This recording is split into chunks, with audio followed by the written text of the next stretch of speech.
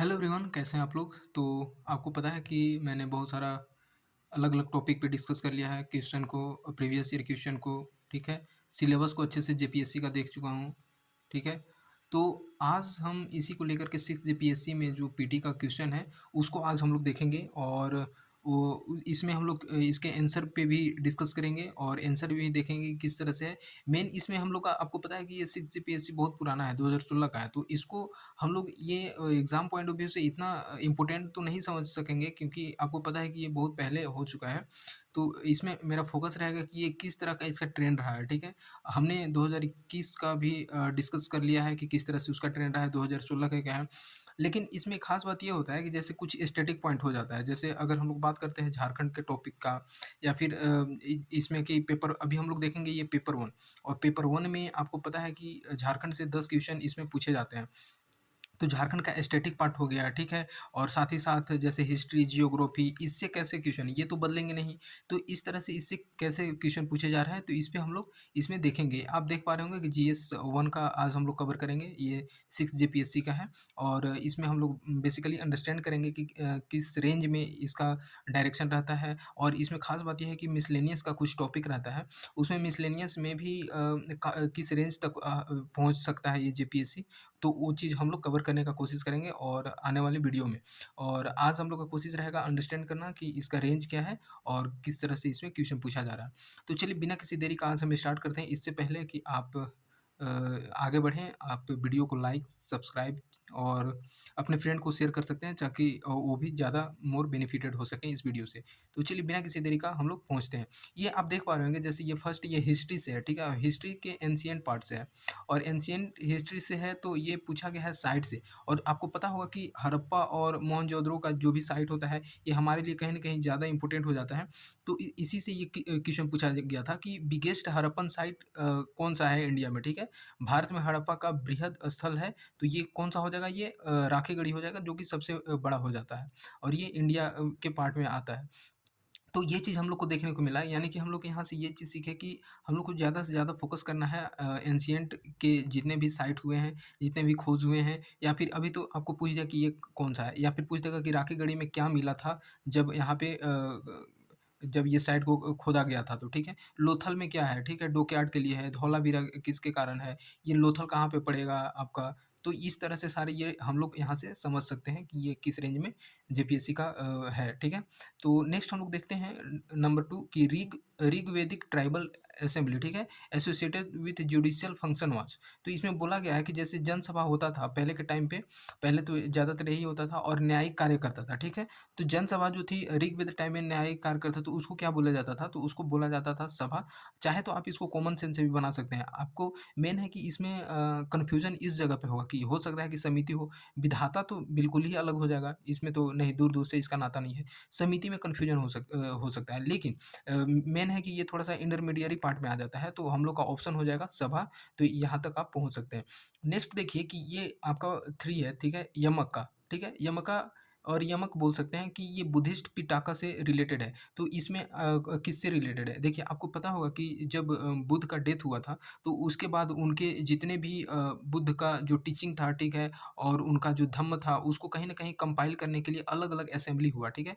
और अलग-अलग असेंबली में ही जैसे फर्स्ट बुद्धिस्ट काउंसिल हुआ, सेकंड, थर्ड हुआ, तो इसमें अलग-अलग तरह से उनके बुक को लिखा गया, उनके प्रीचिंग को लिखा गया और ताकि उनको हमेशा लोगों तक प्रोवाइड कर सकें और लोगों को ये हमेशा यादगार बना रहे। तो इसी तरह से ये जो यमका है, ये एक अभिधम्म पिटक जो आप पढ़े होंगे, जैसे सुत्त पिटक, विनय पिटक और अभिधम्म पिटक, उसमें ये आ जाता है यमका और ये यमका बेसिकली एक फिलोसॉफिकल बुक है। देखिए, यहाँ आपको एक यहाँ पे और एक चीज़ बताते हैं क्योंकि हो सकता है कि अभी यमका पूछा है और भी इसी से क्या पूछ सकता है, तो इस पे हम लोग आपको अभी बताएँगे।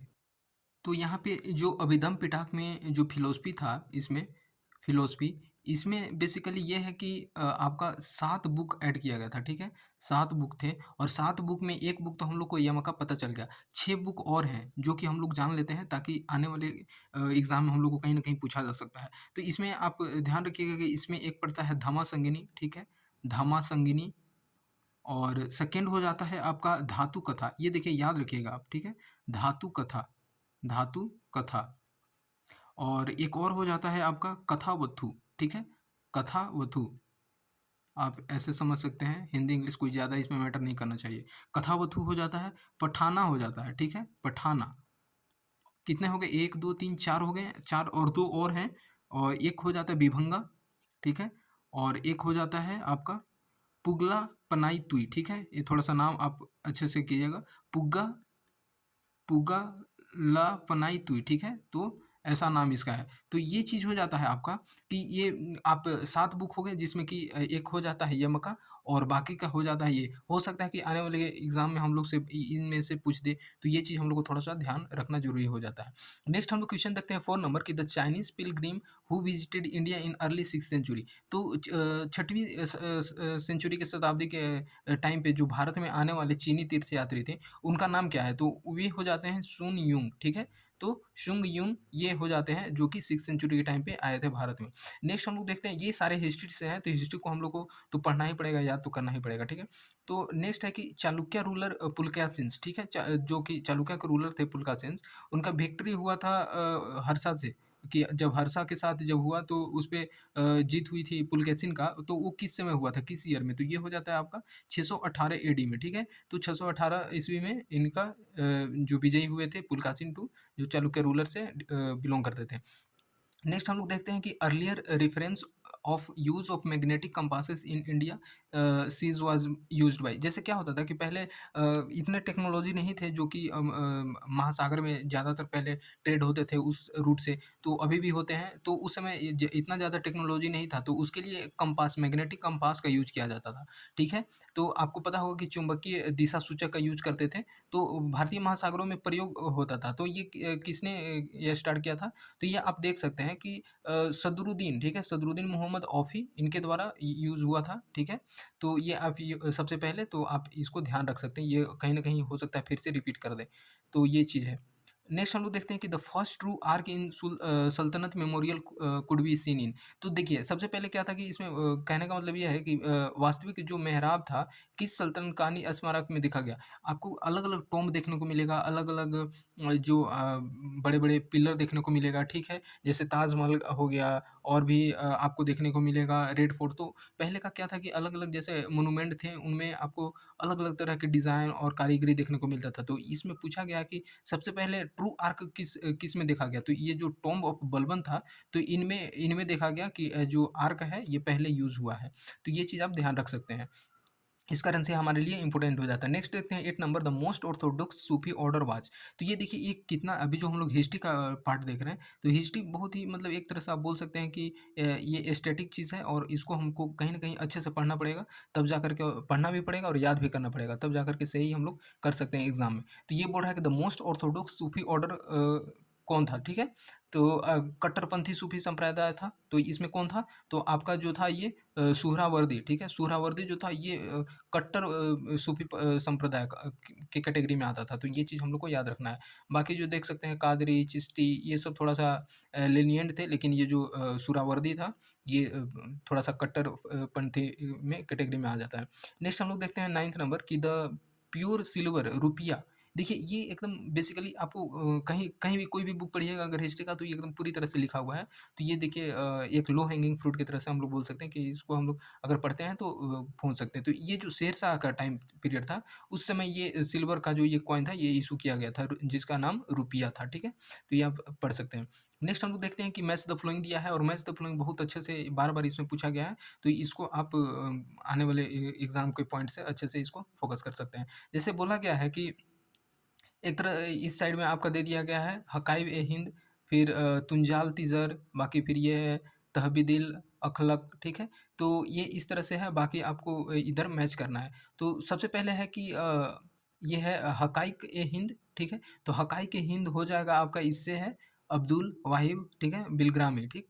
तो अब्दुल वाहिद बिलग्रामी, और फिर नेक्स्ट अगर हम लोग देखें कि तहज़ीबुल अ, अखलाक, तो तहज़ीबुल अखलाक ये जो हो जाएगा आपका, ये हो जाएगा इब्न, ठीक है? इब्न मिस्काविया, ठीक? तो ये थोड़ा-सा आपको ध्यान रखना है, इब्न मिस्काविया। और कुंजल तिज़र, ठीक है? कुंजल तिज़ार, तो ये हो जाएगा आपका, ये आपका इधर से ये 4th नंबर आ जाएगा, कि बैलक अल कबायाकी, ठीक है? बैलक अल कबायाकी, तो ये आपको ध्यान रखना है। और इस तरह से मेरा जो ऑप्शन है, ये हो जाता है। और बाकी नेक्स्ट अगर डी का हम लोग देखें, तो ये हो जाएगा कि जवामियुल हिकायत ये हो जाएगा आपका ये सदरुद्दीन मोहम्मद औफ़ी। ये देखिए एक ख़ास बात ये है कि अभी हम लोगों ने देखा ये सदरुद्दीन मोहम्मद औफ़ी ये ऊपर क्वेश्चन में था और अभी तुरंत ये हम लोग को देखने को मिला। जैसे आप यहाँ पे देखते हैं इसका आंसर भी यही था, ठीक है? कि सबसे पहले जो चुंबकीय कंपास जो यूज़ करने वाले और बाकी मतलब समझ सकते हैं कि कितना इम्पोर्टेंट एक तरह से हो जाता है। यहाँ पे ध्यान है जेपीएससी का। नेक्स्ट हम लोग देखते हैं कि द प्रिंसली स्टेट ऑफ ये Baghat was annexed to the British in. देखिए ये बेसिकली जो कुछ-कुछ ऐसे क्वेश्चन होते हैं जिस पे कि हम लोग अच्छे से फोकस नहीं करते हैं, लेकिन ये थोड़ा-सा छोटा क्वेश्चन है और थोड़ा-सा अच्छा इम्पोर्टेंट क्वेश्चन है। तो ये आपका हो जाएगा कि 1850 में, ठीक है? तो 1850 में जो था ये बगात रियासत का ब्रिटिश में विलय हुआ। तो ये हम लोग याद कर सकते हैं। आगे है कि who among the following participated in salt Satyagraha. ये देखिए तो मॉडर्न हिस्ट्री से अब स्टार्ट हो जाता है। उधर हम लोग मेडिएवल और एंशिएंट देखें, ये मॉडर्न हिस्ट्री हो जाता है और आपको पता है कि झारखंड का जो सिलेबस है इसमें ऑलरेडी मेंशन रहता है कि मॉडर्न से कितने क्वेश्चन पूछे जाएँगे, मेडिएवल और एंशिएंट से कितने पूछे जाएँगे। तो ये हम लोग को ध्यान रखना है। तो ये चीज़ है who was the who among the following participated the salt Satyagraha of Gandhi. तो इनमें से जो निम्नलिखित में से किसने साल्ट सत्याग्रह में पार्टिसिपेट किया गांधी जी के साथ में? तो सरोजिनी नायडू, हाँ, ये भी किए थे।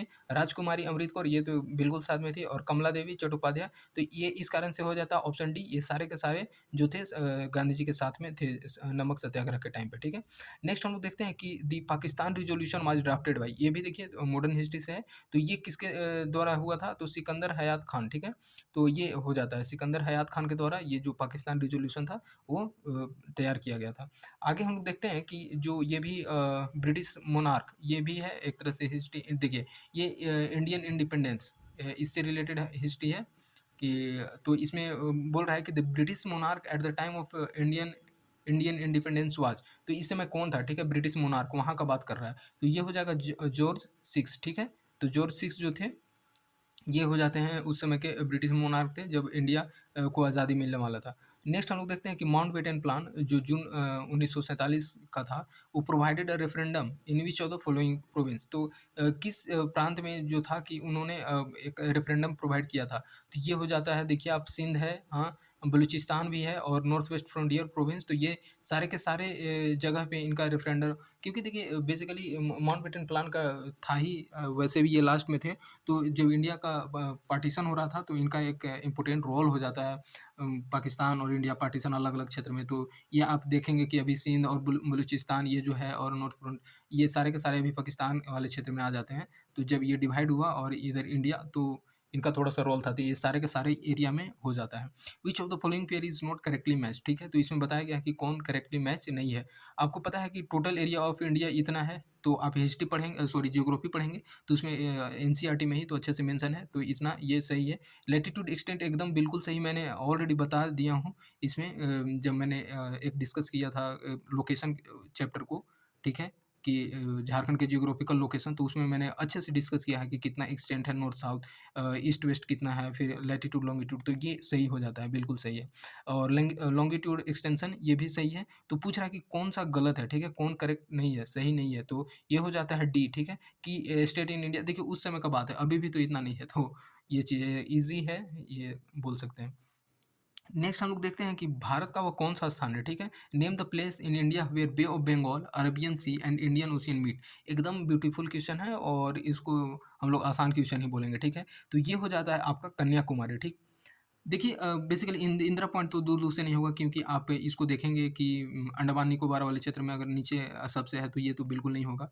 ये ऑलरेडी बे ऑफ बंगाल वाले क्षेत्र में है, ठीक है? और ये आप नागरकोइल ये भी नहीं है, रामेश्वरम रामेश्वरम में थोड़ा-सा कन्फ्यूजन हो सकता है कन्याकुमारी में। लेकिन आप जब ये देखिएगा इंडिया का तो यहाँ पे कन्याकुमारी है और यही मीटिंग पॉइंट है कि ये आपका अरेबियन सी का है। इधर से आप बे ऑफ बंगाल देखिएगा और इधर से आप बोल सकते हैं इंडियन ओशियन तो तीनों का मीटिंग पॉइंट हो जाता है। तो ये कन्याकुमारी, ये करेक्ट आंसर हो जाता है। नेक्स्ट हम लोग देखते हैं कि where does India rank in area among the countries of the world, ठीक है? तो ये अभी भी है 7th और है ही, तो इस कारण से। पहला हो जाता है आपका रसिया, ठीक है? मैंने इसको भी बहुत अच्छे से डिस्कस किया है। 7 का डिस्कस किया है, 8 का भी अर्जेंटीना, ये सारी चीज़ मैंने डिस्कस किया है, ठीक है? तो 6th नंबर पे आपका ऑस्ट्रेलिया देखने को मिलेगा, तो ये इतना इम्पोर्टेंट हो जाता है हमारे लिए। नेक्स्ट हम लोग देखते हैं कि 90 नंबर क्वेश्चन कि consider the following relief features, ठीक है। तो इसको हम लोग रिलीफ करना है। इससे पहले हम लोग देखें कि ये बताया गया कि करेक्ट वेस्ट टू ईस्ट, मतलब देखिए अगर हम लोग इंडिया यहाँ से बनाते हैं, ठीक है, और ऐसे, तो इस बीच में, ठीक है, माफ़ कीजिएगा अगर सही नहीं बना तो इस तरह से हम लोग को थोड़ा सा ये समझना है। तो अगर हम लोग इसका बात करते हैं, सॉरी बहुत ज़्यादा खराब हो गया, तो अगर हम लोग इंडिया का इस तरह से बात करते हैं तो ये बोल रहा है कि वेस्ट टू ईस्ट, ठीक है, वेस्ट टू ईस्ट हम लोग का ये वेस्ट पड़ा और वेस्ट टू ईस्ट हम लोग को जाना है। तो इस तरह से सबसे पहले कौन आता है, तो सबसे पहले देखें कि महादेव रेंज यहाँ पे दिया गया है। देखिए ये पूरी तरह से क्रोनोलॉजिकल में दिया गया, महादेव रेंज, मैकाल, छोटा नागपुर प्लेट्यू और खासी। देखिए बात ये है कि महादेव रेंज और मैकाल रेंज ये दोनों आपको एमपी और ये थोड़ा सा राजस्थान के बॉर्डर पे देखने को मिलेगा, ठीक है, इस साइड में, और बाकी तो है ही। तो इधर जो आपको देखने को मिलेगा ये पहला महादेव रेंज आ जाएगा, फिर मैकाल रेंज आ जाएगा, उसके बाद छोटा नागपुर प्लेट्यू, हम लोग तो इससे अच्छी तरह से परिचित हैं, ठीक है। झारखंड का अच्छे से आ जाता है, कुछ छत्तीसगढ़ का आ जाता है, ठीक है। तो इस तरह से, और बाकी जो खासी वाला हो गया ये मेघालय में देखने को मिलेगा, गारो खासी जयंतिया। तो इस तरह से ये हम लोग का इंपॉर्टेंट और ये करेक्ट हो जाता है ऑप्शन ए नंबर। नेक्स्ट हम लोग देखते हैं 20 नंबर क्वेश्चन। इसमें बताया गया है कि which of the following pair is correctly matched, सबसे करेक्टली मैच कौन है। तो देखिए इंद्रावती, एकदम इंद्रावती बिल्कुल ये नहीं होगा, ये आपका इंद्रावती देखने को मिलेगा रिवर, ये गोदावरी का ट्रिब्यूटरीज है, तो यहाँ तो एकदम दूर दूर से नहीं होगा इंद्रावती। भीमा तमिलनाडु ये भी नहीं होगा, ठीक है। और ये घाट प्रभाग केरला ये भी नहीं है। लूनी जो है आपको देखने को मिलेगा कि राजस्थान, एकदम बिल्कुल सही हो जाता है लूनी राजस्थान में। और ये सबसे इसको आपको पता होगा कि हम लोग पढ़ते हैं कि अरे राजस्थान में तो है ही नहीं नदी फिर भी पानी, लेकिन ये इंपॉर्टेंट हो जाता है कि लूनी एक रिवर है जो कि राजस्थान का है, ठीक है। और बाकी जो है ये आपको मैंने बताया भीमा कृष्णा का, ये भीमा कृष्णा का ये ट्रिब्यूटरीज, तो ये चीज़ नहीं हो जाता है, आपको कर्नाटका और इसमें देखने को मिलेगा। तो इस तरह से हम लोग आंसर तक पहुंच सकते हैं आसानी से, तो लूनी राजस्थान का। वैसे भी आपको ये तीनों में से ये तो आप एलिमिनेट कर सकते हैं, अगर ये नहीं पता था, ये नहीं पता था, तो आप ये भी एलिमिनेट कर दिए कि ये नहीं है, बाकी तो ये आपको सही से पता भी होगा। तो इस तरह से हम लोग पहुँच सकते हैं। नेक्स्ट हम लोग देखते हैं कि 21 नंबर की एवरेज एनुअल रेनफॉल रेंज इन झारखंड। देखिए बेसिकली टाइम इतना भी ज़्यादा नहीं गया है कि ये चेंज हो जाएगा। तो इस तरह से अभी भी यही है कि 100 टू 200 सेंटीमीटर है इसका रेंज, एनुअल रेंज वर्षा का। तो इस तरह से हम लोग का सही हो जाता है 100 से 200 सेंटीमीटर के मध्य में। आगे हम लोग देखते हैं कि which of the following pair is not correctly matched, तो कौन सा सही से मैच नहीं है, ठीक है। नोट ये थोड़ा सा मार्क कर लीजिएगा एग्जाम के टाइम पे। तो इसमें बताया गया कि कुल्हान, कुल्हान जो है मिनरल रिसोर्स के लिए है, बिल्कुल सही है, कुल्हान है ही एकदम फेमस मिनरल रिसोर्स के लिए हम लोग का झारखंड में। देखिए इसको हम लोग बाद में देखेंगे। इसमें देखिए कि मालाबार कोस्ट ये है वाटर रिसोर्स के लिए, मालाबार कोस्ट आप देखिएगा तो हाँ एकदम बिल्कुल वाटर रिसोर्स के लिए है। और मिडिल गंगा प्लेन ये सॉइल रिसोर्स के लिए बिल्कुल एलुवियल सॉइल यहाँ पे आपको देखने को मिलेगा, जलोढ़ मृदा आपको देखने को मिलेगा, ठीक है। तो कच्छ जो है, कच्छ फॉरेस्ट रिसोर्स एकदम बिल्कुल आपको पता भी नहीं होगा ना, थोड़ा बहुत भी कच्छ के बारे में जानकारी होगा तो इसको आप एलिमिनेट करके पहुंच सकते हैं, क्योंकि आपको पता है कि कच्छ में पूरी तरह से बंजर और यहाँ पे साल्ट देखने को मिलेगा, ठीक है। कच्छ जो है ये रीजन पड़ जाता है आपका गुजरात में, तो इस कारण से यहाँ पे हम लोग तो पूरी आसानी तरह से इसको हटा सकते हैं, क्योंकि यहाँ पे जंगल है ही नहीं। तो ऐसा तो क्वेश्चन है, ठीक है। तो कुछ कुछ क्वेश्चन आते हैं जो कि कॉमन सेंस से भी किया जा सकता है। आगे हम लोग देखते हैं कि which of the following pair is correctly match, ठीक है, कौन सा एरिया दिया गया है और इसका इकोनॉमिक कंडीशन है, तो ये किस तरह से सही है कौन सा। तो लद्दाख कॉटन टेक्सटाइल, ठीक है, ये देखिए लद्दाख कॉटन फेवरेबल नहीं है, क्योंकि वहाँ पे ऐसा नस्वाया, ऐसा एक तरह से बोल सकते हैं, और क्लाइमेट कंडीशन लद्दाख नहीं हो, गलत हो जाएगा, ठीक है। और यहाँ पे हम लोग को पूछ रहा है सही कौन है। देखिए और ये दंडकारण्य, ये कल्टीवेशन ऑफ जूट ये भी नहीं हो जाएगा, दंडकारण्य आपको साउथ में देखने को मिलेगा। और थोड़ा-सा आपको पता है कि बहुत इंपॉर्टेंट है, ये यूपीएससी में भी पूछा गया है, ठीक है। नेक्स्ट हम लोग देखते हैं नॉर्थ बिहार, अगर नॉर्थ बिहार का बात करें तो शुगर इंडस्ट्री यहाँ देखिए बहुत फेमस शुगर इंडस्ट्री है। और साथ ही साथ अगर यूपी का बात करें तो ये भी फेमस है शुगर के लिए और शुगर इंडस्ट्री के लिए। तो आप अगर कोई मूवी वगैरह भी देखते हैं तो नॉर्थ बिहार में थोड़ा-सा हो ही जाता है, बिहार वाले साइड और इसमें। रॉयल सीमा ये टी प्लांटेशन, तो यहाँ से आप, यानी कि हम लोग का करेक्ट आंसर हो जाता है उत्तर बिहार, ठीक है, ये चीनी उद्योग के लिए। तो कुछ-कुछ ऐसे इसमें हम लोग को यही सीखने को मिलता है कि कुछ लोगों को जो पता है उसको आराम से सही कर सकते हैं। यहीं पे अगर पूछ देता नोट करेक्ट ना तो थोड़ा-सा हम लोग को प्रॉब्लम हो जाता। आगे देखते हैं हम लोग। Next population density from high to low, ठीक है? देखिए ये थोड़ा-सा 2011 सेंसस से पूछा गया और ये चीज़ हम लोग एक वीडियो लाएँगे 2011 सेंसस का जो कि ये पूरे इंडिया लेवल पे कवर करेंगे क्योंकि कहीं न कहीं पूछा ही जाता है इससे, ठीक है? 2 क्वेश्चन मिनिमम। तो ये चीज़ है। इसमें बोल रहा है कि करेक्ट सीक्वेंस कौन-सा है, ठीक है? हाई से लो मतलब सबसे ज़्यादा पहले किसमें जनसंख्या है, उसके बाद सबसे कम किसमें है। तो सबसे ज़्यादा आपको पता है बिहार, ठीक है? उसके बाद आपको यहाँ से देख सकते हैं बिहार हो जाएगा, फिर पंजाब हो जाएगा और उसके बाद उत्तराखंड। मतलब ये इतना क्लोज़-क्लोज़ ऑप्शन दिया है इसमें आप कन्फ्यूज़ हो सकते हैं। लेकिन जब हम लोग एक बार पढ़ लेंगे इसको अच्छे से तो यहाँ तक आंसर तक हम लोग को पहुँचा जा सकता है। तो इस तरह से हो जाता है। मतलब आप ध्यान रखिएगा कि जो है झारखंड 3rd नंबर पे है अभी इसमें बात करेंगे तो। नहीं तो जनरली हम लोग बिहार के बाद झारखंड ही कर देते हैं तो गलत होने का चांसेस है। नेक्स्ट हम लोग देखते हैं लिस्ट 1 दिया गया है ट्राइब्स है, यहाँ पे कुछ जनजाति हैं और उनका नेटिव स्टेट कि वो कहाँ के रहने वाले थे, उनका जो मूल राज्य कौन-सा है, ठीक है? तो इसमें हम लोग को देखने को मिलेगा थारू, ठीक है? थारू जो है ये है उत्तर प्रदेश का, ठीक है? तो थारू जो है ये हो जाता है उत्तर प्रदेश का और यहाँ से हम लोग एलिमिनेट करना स्टार्ट करेंगे। मुंडा का अगर बात करते हैं, तो ये हो जाएगा आपका झारखंड, कौन जान सकता है? तो मुंडा का झारखंड, डी का 3 कहाँ-कहाँ है? तो यहाँ है, ठीक है? आगे हम लोग कुछ नहीं कर सकते। ए का 4 अच्छा यहाँ भी है, यहाँ भी है। आगे हम लोग देखते हैं, तो भील, भील जो हो जाएगा आपका, ये भील राजस्थान वाले क्षेत्र में, ये तो हर किसी को कहीं न कहीं पता रहता है। तो बी का 1 यहाँ पे है, यानी कि ये हम लोग का करेक्ट आंसर हो जाएगा। यहाँ पे बी का 2 दिया है तो नहीं, यहाँ पे ये हम लोग का सही हो जाता है। और आगे देखते हैं हम लोग गड्डी, तो गड्डी आपका हो जाएगा, ये हो जाएगा आपका हिमाचल प्रदेश। तो ये हम लोग को ट्राइब कहीं न कहीं ध्यान रखना पड़ेगा ताकि अच्छे से कर सकें। नेक्स्ट हम लोग देखते हैं 26 नंबर क्वेश्चन, ये अब हम लोग यहाँ पे पहुँच जाते हैं, ये पॉलिटी अब स्टार्ट हो जाता है। आप कोई भी बुक लक्ष्मीकांत से भी किए होंगे तो आसानी से यहाँ तक है। तो इसमें बताया गया और अनुसूचित जनजाति को संयुक्त राष्ट्रीय आयोग के किस संशोधन के अंतर्गत 2 अलग निकायों में बाँटा गया? जैसे रिज़र्वेशन और चाहे इसका बात करते हैं, इनके कमीशन का ट्राइब पहले एक ही टाइप का कर दिया गया, तो जो 89th अमेंडमेंट था, ठीक है? 89वां संशोधन, उसमें इनको अलग-अलग कर दिया गया, ठीक है?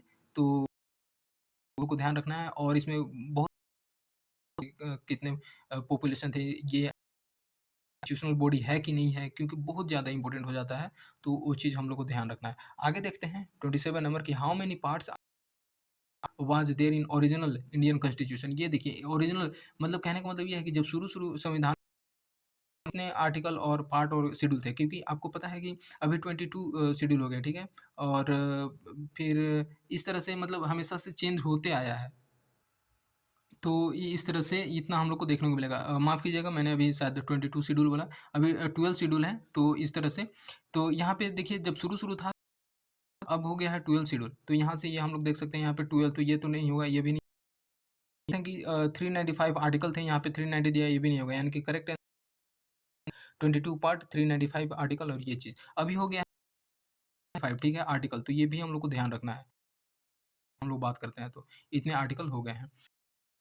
हम लोग देखते हैं कि in which amendment was evil of defection from the political parties in India enacted, ठीक है? तो इसमें राजनीतिक दलों में दल बदली बुराई को किस संशोधन में, तो ये इसी वजह से anti defection law, evil of defection बोला गया, एंटी डिफेक्शन लॉ भी बोलते हैं, ठीक है? एंटी डिफेक्शन लॉ, तो ये चीज़ आपको थोड़ा-सा ध्यान रखना है। ये 10th शेड्यूल में आएगा, डिफेक्शन लॉ, तो ये हम लोग को ध्यान रखना है क्योंकि इम्पोर्टेंट हो जाता है, पूछा भी जा सकता है। तो इसमें हम लोग देखें तो ये 1980 पार्लियामेंट के द्वारा 1985 में ये पास किया गया था, 1985 में, और ये बिल पास हुआ। लेकिन अगर हम लोग इनेक्टेड इसका बोलेंगे, जब कब ये लागू कर दिया गया, तो 2002 से ये पूरी तरह से लागू कर दिया गया। तो इतना हम लोग जानकारी यहाँ से समझ सकते हैं। नेक्स्ट हम लोग देखते हैं कि under which article of constitution of India taxes are levied and collected by the centre but distributed between the centre and state. देखिए आपको पता है कि जो फाइनेंस कमीशन है, ठीक है? फाइनेंस कमीशन का काम ही है कि सेंट्रल और स्टेट के बीच में ये टैक्सेस और जो भी है उसका डिस्ट्रीब्यूशन करना, ठीक है? फाइनेंस कमीशन का। अभी आपको देखने को मिलेगा और ये इसी में भी तो ये हमेशा 14th पूछा है और इस बार लग रहा है कि 16th पूछ ले। तो ठीक है, इसमें पूछा भी जाता है कि कितना टैक्स किस क्षेत्र से इम्पोर्टेंट हो जाता है। भारत के संविधान के किस अनुच्छेद में करों को केंद्र सरकार द्वारा लगाया तथा एकत्रित किया जाता है, लेकिन केंद्र और राज्यों के बीच वितरित किया भी जाता है? तो ये हो जाता है आपका आर्टिकल और उसी तरह से आप जब पढ़िएगा जीएसटी भी पढ़ना है तो आर्टिकल इसमें भी आपको थोड़ा-सा ध्यान रखना है। तो ये चीज़ हम लोग को देखने को मिला। ये जीएसटी का अगर बात करें तो आर्टिकल 279 में देखने को आपको मिलेगा, तो यहाँ से हम लोग ये समझ सकते हैं। तो यही है।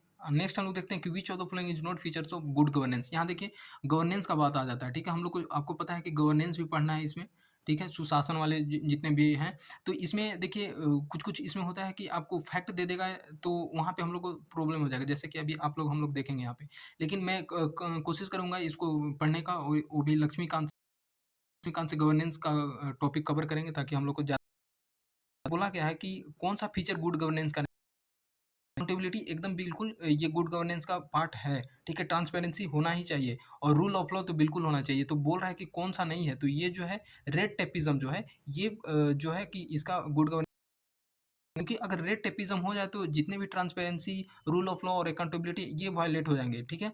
तो इस कारण से रेड टेपिज़्म का अगर बात करते हैं तो क्या एडमिनिस्ट्रेशन लेवल पे बात करते हैं तो जो ऑफिशियल्स होते हैं, ठीक है? वो बैठ जाते हैं। कहने का मतलब ये होता है कि अगर कोई भी फाइल है, ठीक है? ये फाइल है, तो फाइल को दबा करके रख देते हैं, आगे नहीं बढ़ने देते हैं, ना काम सही से होने देते हैं, ठीक है? तो इस कारण से इसी का नाम दे दिया गया है रेड टेपिज़्म। तो ये चीज़ जो है ये गुड गवर्नेंस का कैरेक्टर नहीं हो पाता है, तो ये इस कारण से हम लोग का सही हो जाता है। ये कॉमन सेंस से भी हम लोग पढ़े होंगे तो कर सकते हैं। नेक्स्ट हम लोग देखते हैं who rejected the principle of administration as myth and proverb. देखिए ये फैक्ट वाला है। अभी तो मैंने बताया कि कुछ फैक्ट वाले होते हैं। तो हर्बर्ट साइमन अच्छा एक बात बताइए अगर हम लोग को इसका नाम ही नहीं पता रहेगा कि किसका कौन-सा प्रिंसिपल है तो ये गलत कर देंगे। तो यही चीज़ है हम लोग यहाँ से ये सीखें कि कुछ फैक्ट बेस भी आते हैं जिसको कि हम लोग को याद रखना होगा। तो principal of administration is myth and proverbs वो किसने दिया? तो हर्बर्ट साइमन ने दिया, ठीक है? तो यहाँ से हम लोग समझ सकते हैं। नेक्स्ट हम लोग देखते हैं the state is everywhere it leaves hardly a gap the statement explain the concept of ठीक है? तो कहने का मतलब ये है कि राज्य हर जगह है, ठीक है? यह अंतराल शायद ही कोई छोड़ता है। तो ये किसमें आता है? तो आपका वेलफेयर स्टेट देखिए वेलफेयर स्टेट में आ जाता है, कल्याणकारी राज्य। वेलफेयर स्टेट आप पढ़ेंगे डीपीएसपी में कि डीपीएसपी में ये चीज़ वेलफेयर स्टेट का बात किया गया है कि अगर कोई भी गवर्नमेंट जो है, कोई भी स्टेट गवर्नमेंट है, अगर पॉलिसी बनाती है, तो इसमें ध्यान रखना है कि जो भी है लोगों की भलाई के लिए हो और उनके एक फ़ेवर में होना चाहिए उनकी पॉलिसी, ठीक है? तो ये चीज़ हो जाता है। कम्युनिस्ट स्टेट तो ये तो बिल्कुल नहीं होगा, डेमोक्रेटिक प्ले नहीं करता है और पुलिस स्टेट तो होगा ही नहीं। तो इस कारण से जो होता है कि राज्य तो हर जगह है, ठीक है? लेकिन it leaves hardly a gap तो शायद ही ऐसा कोई जगह छोड़ता है, ठीक है? तो इस कारण से ये हो जाता है वेलफेयर स्टेट का बात करता है कि in which report of the second administrative reform ठीक है? आप बहुत सारे एआरसी रिपोर्ट पढ़ेंगे तो ये जो सेकंड एआरसी का बात कर रहा है, एआरसी का ये governance in India has been identified तो ये आयोग की कौन-सी प्रतिवेदन ने भारत में की पहचान की है, ठीक है? तो देखिए बात ये है कि जो जितने भी एडमिनिस्ट्रेटिव रिफ़ॉर्म लाए गए हैं, ये सेकंड एआरसी रिपोर्ट पढ़िएगा, ठीक है? फर्स्ट एआरसी तो इसमें यही बताया गया है कि अलग-अलग तरह से किस तरह से हम लोग गुड गवर्नेंस पे फ़ोकस कर सकते हैं, क्या चेंजेज़ आना चाहिए। तो जैसे एथिक्स इन गवर्नेंस तो ये नहीं बताया गया, तो जो मेन बताया गया ना, ये बताया गया कि सिटीज़न और द हेड ऑफ बात किया गया कि नागरिक नागरिक केंद्रित प्रशासन और शासन का केंद्र बिंदु, तो इसमें जो है कि सेकंड एआरसी रिपोर्ट में बताया गया है, ठीक है? शासन की बाधाएँ हैं यहाँ पे बेसिकली इनका ये कहना था कि आप डिसेंट्रलाइज़ेशन करो, ठीक है? लोगों क इसी कारण से जो डिसेंट्रलाइज़ेशन का बात आया था, तो ये आता है आपका जब अगर हम लोग पंचायती राज्य का बात करते हैं, तो यहीं से होता है कि लोगों तक पहुँचना चाहिए, ग्राउंड लेवल तक पहुँचना चाहिए, रूट लेवल तक पहुँचना चाहिए, तब जाकर के अच्छा से सुशासन हो पाएगा और लोगों की राइट को पहचाना जाएगा, ठीक है? तो इस कारण से तो citizen centric administration the heart of governance ये चीज़ बात किया है कि रहना चाहिए, ठीक है? एडमिनिस्ट्रेशन। ये नहीं कि बस आप कहीं एक सेंटर में आप एडमिनिस्ट्रेशन को सँभाल रहे हैं, बाकी लोगों तक नहीं पहुँचने दे रहे हैं या फिर वो ये इससे बेनिफिट नहीं है, तो फिर कोई गुड गवर्नेंस का मतलब नहीं रह जाता है। तो सिटीज़न सेंट्रिक होना चाहिए, लोगों को तक फ़ायदा होना चाहिए, लोगों तक पहुँचना चाहिए, ठीक है? तो ये चीज़ होता है। ये बात करते हैं कि under which article of the Indian constitution planning committee ये देखिए अभी भी हाइलाइटेड है। अगर अभी आप जो सबसे अलग-अलग चेंजेज़ हो रहे हैं, गवर्नमेंट की पॉलिसीज़ हैं, तो हम लोग अगर वाइब्रेंट विलेज प्रोग्राम का बात करें, ठीक है? वाइब्रेंट विलेज प्रोग्राम या फिर डिस्ट्रिक्ट विलेज वाइब्रेंट प्लान। तो ये जितने भी थे, ये सारे चीज़ जो थे कहीं न कहीं अलग-अलग की इतने पार्टिकुलर विलेज को हम लोग रिकॉग्नाइज़ करेंगे और उसको पहचान करके इतने विलेज को हम लोग अच्छे तरह से उसको डेवलपमेंट करेंगे, ताकि सबसे इसको ज़्यादा स्पेशल बेनिफिट हो सके और इसमें इनके डेवलपमेंट किया जा सके। तो ये था डिस्ट्रिक्ट प्लानिंग कमिटी, ये किया गया, कंस्टीट्यूट किया गया आर्टिकल जेड जेड-डी में। देखिएगा कि प्लानिंग पंचायती राज वाला या फिर पंचायती राज या जो भी म्युनिसिपैलिटी वाला है, आजकल आप लोग को देखने को मिलेगा। तो यहाँ से ये इम्पोर्टेंट हो जाता है। नेक्स्ट हम लोग देखते हैं कि लिस्ट 1 एंड लिस्ट 2 दिया गया है, ईयर और कमिटी, ठीक है? तो इसमें हम लोग को बताया गया है आप ईयर और कमिटी की कब इसका गठन हुआ, तो ये समझ सकते हैं कि 9 और 51 मतलब जब के 1-2 साल बाद का टाइम है, ठीक है? था कि लोकल फाइनेंस इंक्वायरी कमिटी का गठन हुआ। ये इसका ये हो जाएगा। फिर जब 95 तो ये हुआ था आपका टैक्सेशन इंक्वायरी कमीशन का, इंक्वायरी कमीशन। और फिर नेक्स्ट 366 रूरल अर्बन रिलेशन। और इसी कारण से जब यहाँ से स्टार्ट होता है, फिर जब फिर इसके बाद आगे बात बढ़ती है पंचायती राज इंस्टीट्यूशन का, ठीक है? और 85-88 में हम लोग देखते हैं ऑन अर्बनाइजेशन से, ये ऑप्शन डी सही हो जाता है। ये कहने का मतलब ये थोड़ा-सा फैक्चुअल है और ये हम लोग को याद रखना पड़ेगा। शायद कुछ क्वेश्चन छोड़ने के लिए होते हैं, तो चाहे तो आप छोड़ भी सकते हैं इसको।